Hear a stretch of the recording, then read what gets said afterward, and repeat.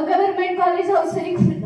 आणि नंतर तिथे मला मॅडम भेटायला आल्या आणि त्यांनी सगळं सांगितलं की हे आपलं प्रोडक्ट आहे, ह्याच्यावरती काम करतं वगैरे वगैरे. मग नंतर मी ते प्रोडक्ट घेतलं, घरी पप्पांना दिलं. पप्पांना म्हणले आपल्याला प्रोडक्ट घ्यायचंच.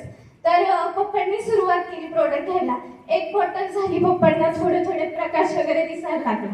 आणि त्याच्यानंतर ना मग पप्पांना दुसरं बॉटल मध्ये असला जबरदस्त रिझल्ट आला की पप्पांना दिसायला लागला.